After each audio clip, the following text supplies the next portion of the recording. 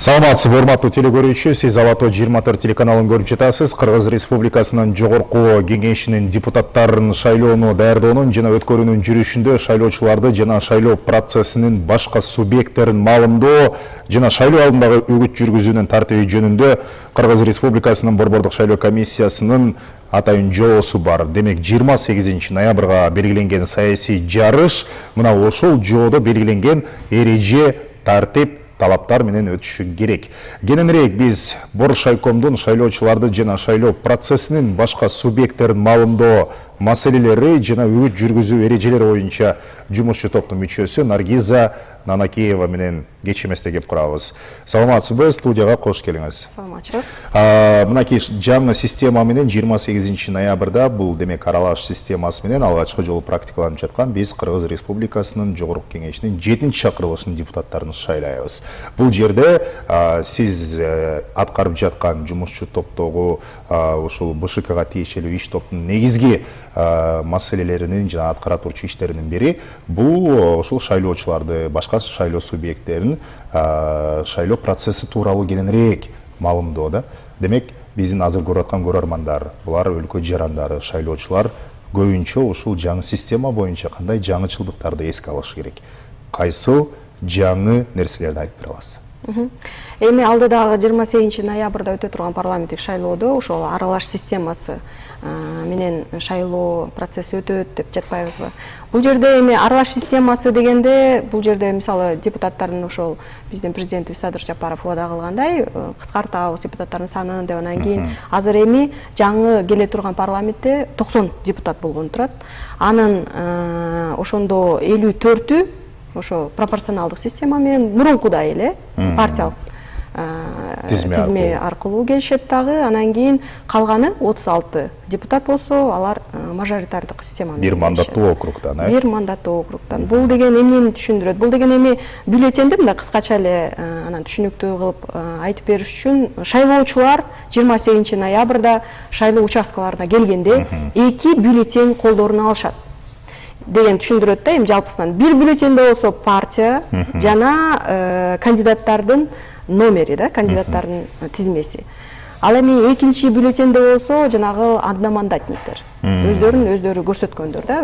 Өздөрүн көрсөткөндөр булар партия аркылуу көрсөткөндөр болот же болбосо өзүн көрсөткөндөр. Ошондо ошолорго добуш беришет. Эми албетте ошо бюллетенде дагы туура добуш берүүнү билиши керек шайлоочулар. Мисалы партияны, эгерде бюллетенде партияны белгилеп, мисалы эми баарыңыздар эле шайлоочулар добуш бергенди билсе керек, мисалы 4 чарчы квадрат болот, ошонун ичине анан кийин мындай белгини коюп коюшат. Мисалы партияны белгилеп, партиянын ичиндеги бир конкреттүү талапкерди дагы. Анан кайра астында кандидаттын номурун, мисалы алар каалаган кандидат 12 номурда болсо 12 деп белгилеп койсо, мисалы, анда алардын бул бюллетень жарактуу деп эле эсептелинет, бирок партиянын эсебине кетет да, бул добушчу. А эгерде партияны белгилеп, бул баягы партиянын 5% болсого чектен ашуусуна шарт түзөт. Ооба, бул экинчи жагы. Анан кийин эгерде партияны да белгилеп, анан кийин партияны белгилебей, кандидатты белгилеп койсо, талапкерди белгилеп койсо, анда бул бюллетень жараксыз деп табылып калат. Ошол эле учурда мисалы партияны белгилеп, анан бир нече кандидаттарды дагы белгилеп койгон учурда дагы мисалы жараксыз деп эсептелинет да бюллетенчи. Ал эми бир мандаттуу округтар боюнча талапкерлерди эми тандоо бюллетени ал жөнөкөй да. Эми ар бир талапкерге бир талапкерди өзүнүн аймак округуна жараша. Албетте, кайра эле дагы бир жолу кайталай кетейин, бир талапкерди гана тандаш керек. Же болбосо каршы.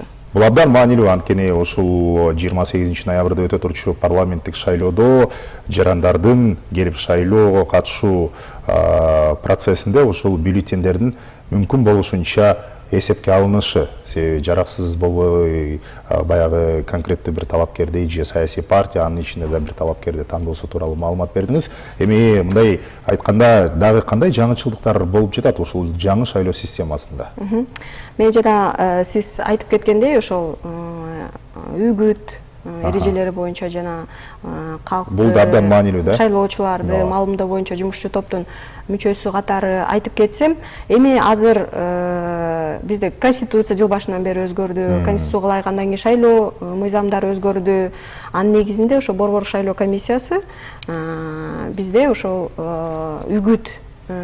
үгүттү жүргүзүү, үгүт иш чараларын өткөрүү боюнча тартиби тууралуу жобого өзгөртүү киргиздик. Жана ошондой эле жанагы чучук улак тууралуу, ошол чучук улакты кантип өткөрүү керек, саясий партиялар жана бул боюнча да өзгөртүүлөр кирдиби? Ал боюнча инструкцияга дагы өзгөртүүлөр кирди. Кененирээк айтсаңыз.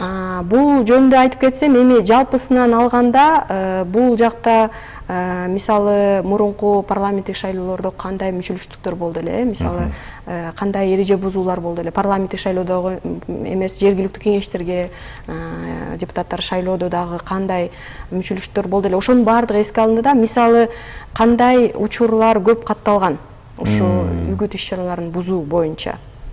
Сиздер эми баарыңыздар эле жакшы билсеңиздер керек, айрыкча социалдык тармактарда абдан көп тарап кетти. Жанагы бизде домком, квартальныйлар деп коебуз го. Ошолор мисалы башка өздөрү үгүт жүргүзүшүп, үгүт жүргүзүүгө катышып, өздөрү бир партия менен сүйлөшүп алып, алардан акча алышып дегендей, анан кийин башка партиянын үгүт кишилерин киргизбей, үгүт жүргүзүүчү кишилерин киргизбей, ошол жагынан ушундай учурлар көп катталганда, ошол жерден белгилей кетеличи, Наргиз айым, эски эрежеде ошол квартал башчылары, көп кабаттуу үйдүн башчыларынын үгүт жүргүзүүгө негизи укугу бар беле? Мурунку азыркы жаңычылдык ошол дал ушул адамдарга үгүт жүргүзүүгө тыюу салынды. Мурун мыйзам катары. Мурунку буга чейин мисалы алардын мындай атын өздөрүнүн кызматын аталган эмес да. Ошондуктан аларды мисалы мыйзам жоопкерчилигине мындай тартууга мүмкүн болгон эмес. Бирок баягы шайлоо комиссияларынын мүчөлөрү, байкоочулар, эл аралык байкоочулар, дин ишмерлери мисалы мечиттерде үгүт жүргүзүүгө тыюу салынган буга чейин дагы ошол эле учурда мамлекеттик органдын кызматкери, муниципалдык кызматкерлер дагы үгүт жүргүзүүгө тыюу салынган да. Демек, бул квартал башчылары, үй башчылары кимдерге карачу эле? Квартал башчылары, үй башчылары бул жана ТСЖ органдары деп коет, муниципалдык органдардын кирет да. Булар дагы мисалы мындайча айтканда бюджеттик кызматкерлер деп эсептелинет. Наргиз айым, айрым учурда ушул үгүт маалында дагы көптөгөн мыйзам бузуулар орун алат. Шайлоону өткөрүүдө дагы көптөгөн мыйзамды бузуулар орун алат. Балким ошолордун баягы кайра кайталанбашына жол бербеш үчүн чаралар катаал болушу керекпи? Бул жолку жаңы шайлоого байланыштуу бир жаңы ушул катаал жазаларды чегерүү эрежелери каралып жатабы? Анткени биз көп учурда айтабыз, мына добушуңду сатпа, добушту да сатып алба деп. Саткандагы сатып алганда киши жазаланат. Бирок бул баягы тырмакчанын ичиндеги сөздү эле алып кетип аткандай да. Иш жүзүндө. Негизи мыйзамда албетте административдик жоопкерчилик каралган. Мындан тышкары мисалы талапкерди шайлоодон четтетүү сыяктуу жоопкерчиликтер каралган. Албетте Борбор шайлоо комиссиясы өз ыйгарым укуктарынын негизинде сөзсүз түрдө ушул эреже бузуулар каттала турган болсо, аларды мисалы териштирип дегендей, мисалы ички иштер министрлиги менен бирдикте айрым учурларда ошолор менен бирдикте мисалы ушул маселелерди чечип, бул маселе бул практикада болгон. Биз мисалы талапкерлерди да четтетүү, ошондой эле административдик жоопкерчиликке тартуу дагы практикада болгон. Үгүт жүргүзүү маалында ушул талапкерлер менен, ал мейли бир мандаттуу округдан депутаттыкка талапкер болсун, саясий партиянын мүчөсү болсун, көп учурда программаларды түзүшөт. Бул мыйзамда дагы көрсөтүлгөн. Мына ошол программаны дагы Борбордук шайлоо комиссиясына тапшырышат. Бирок көп учурда программаны сиз билесиз, көчүрүп алганда учурлар болот, куру популисттик убадалар жазылып, бирок тилекке каршы иш жүзүндө аткарылбаган дагы программалар болот да. Ошондуктан мына ушул кандидаттарга саясий бир платформасын, программасын түзүүдө сиздер кандайдыр бир талаптарды коюп жатасыздарбы? Бул жерде тилекке каршы Борбор шайлоо комиссиясынын ыйгарым укуктарынын алкагында эч кандай мисалы алардын сапаттуу жазуу же сапатсызбы, ал боюнча мисалы текшерүү. Комиссия текшериши керек, же текшербейби? Жок, мыйзам боюнча андай каралган эмес. Болгону мисалы 2-жыл болду. Ошо буну дагы мен мисалы жетишкендик деп ойлойм. Шайлоо программаларын мисалы буга чейин жөн гана тапшырып келишсе, саясий партиялар азыр болсо бул шайлоо программалары сакталып калат Борбор шайлоо комиссиясынын сайтында. бул деген ошо борбор шайлоо комиссиясынын сайтында жарыялоо керек деген ушул жаңычылык киргизилген да. Буну дагы мен мисалы чоң жетишкендик деп ойлойм. Мен эми ушул эле учурда мен Политмер KG деген сайтында жетектеп келем. Интернет басылмасы 10 жылдан бери. Политмер KG сайты бул ошо жогорку кеңештин депутаттарынын дагы шайлоо алдында берген убадаларынын үстүнөн көзөмөл жүргүзөбүз. Анан кийин алардын шайлоо программаларын тилекке каршы дагы бир жолу айтыла кетейин, сапаттуу жазылбайт көпчүлүгүнүн. Мисалы бирөөсү мисалы абдан так иш-чаралар менен жазып чыгат. Мисалы кандайдыр бир нерсени жазайм деп убада бергенден кийин астына мисалы иш-чаралардын тизмесин, кандай аракеттерди көрөт бул жаатта. Ушул боюнча мисалы кененирээк деталдуу жазып чыгат. Анын мөөнөтүн да көрсөтүп. Ал эми көпчүлүгү тилекке каршы мындай эле куру лозунгдор, куру силер айткандай популисттик убадалар менен гана чектелип калышат. Мисалы азыркы күндө Политмер KG сайты мисалы биз азыркы 6-чакырылыш азыркы күндө иштеп жатпайбы, 5 жылдан ашып кетти мөөнөтү. Мисалы алардын шайлоо алдында берген убадаларынын үстүнөн мониторинг жүргүзүп, алардын убадаларын да чогултуп, анан кийин алардын аткарылышын боюнча рейтинг дагы түзгөн. 6-чакырылыштагы депутаттардын берген убадаларынын канча пайызы аткарылды? Жалпы парламенттен 30% гана, 30%га жетпегени гана убадалар аткарылган деп биздин сайтта көрсөтүлгөн. Биздин изилдөөгө ылайык. Анан кайра эле ушул адамдар, ушул саясатчылар кайра эле жаңы партиялар менен эми кийинки шайлоого да катышканы турат. Бул эми абдан өкүнүчтүү. Бул эми албетте куруу убада берүү бул алар өздөрүнүн абийирине гана коюлган нерсе да, тилекке каршы эч кандай мындай жаза көрсөтүлгөн эмес. Бул дүйнөлүк практикада да болбогон, жок болгон нерсе. Ошондуктан албетте айрым бир мамлекеттерде мындай аларды ушу убада аткарбагандыгы үчүн убадаларын мындай кандайдыр бир жазага тартуу жөнүндө мындай демилгелер гана көтөрүлүп келет, бирок аткарылбай келет да. Өткөн аптада биз Жарандык платформа коомдук фондунун жетекчиси менен дагы ушул айтылган убадалар иш жүзүнө ашпай калганы тууралуу кеп курганда ушул убадаларды бир эске салдык эле да, балким азыр дагы мен эстеп атам, ушуну айтсак шайлоочулардын дагы эсине келип, бул куру өзүңүз атагандай популисттик сөздөргө бул жолу ишенбей, мындай бир так конкреттүү ишке аша турган программаларды гана тандаса деген бир көз караш бар да. Анткени сиз билесиз, арасында коомдук транспортты бекер кылуу, мугалимдерге ай сайын $400 чегерүү, пенсионерлерге бекер азык-түлүк нан таратуу, көп кабаттуу үйлөргө лифт салабыз, чатырларына күнөс кана курабыз. Керек болсо 2040 жылы Бишкекте дүйнөлүк олимпиада оюндарын өткөрөбүз дегенге чейин жагымдуу кулакка угулган, бирок ишке ашпаган убадалар айтылган да. Жомок. Бирок сиз атагандай жоопкерчилиги эл аралык практикада да каралган эмес деп атасыз. Ар бир кандидаттын, талапкердин юридикалык укугу бар шайлоого катышканга. Бирок ошол эле көпчүлүк сурамжылоодо, мына Политмер сиздер дагы баягы көп өзүңүз шайлоо процесстерине катышып көп болуп келатасыздар. Моралдык укук деген, айыр ар намыс деген болуш керек да ар бир талапкерде. Биз кантип ошол аткарбаган жүздөрдүн кайра келишин не тыюу салсак болот?